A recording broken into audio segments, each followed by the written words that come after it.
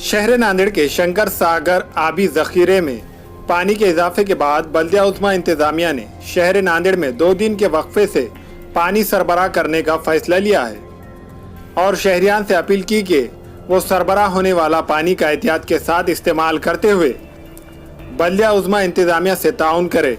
साल गुज़िश्ता बड़े पैमाने पर बारिश होने की वजह से शंकर सागर आबी जखीरा भर गया था। इसके साथ साथ जिले नांदेड़ के अतराफ व इकनाफ के आबी जखीरे भी भर चुके थे।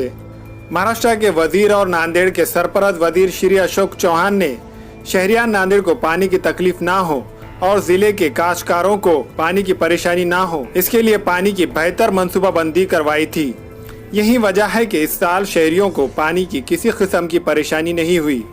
1 माह कबल 3 दिन के वक्फे से पानी की सरबराही का फैसला लिया गया था, लेकिन अब 2 दिन के वक्फे से पानी की सरबराही का फैसला लिया गया है, जिसकी वजह से शहरियान ने राहत की सांस ली।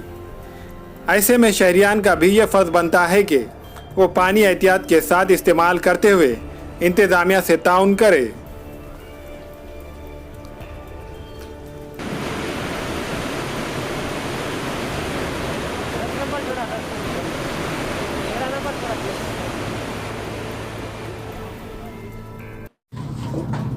अस्सलाम वालेकुम, मैं इमरान खान। हमें उम्मीद है कि आपको हमारा चैनल अच्छा लगता होगा।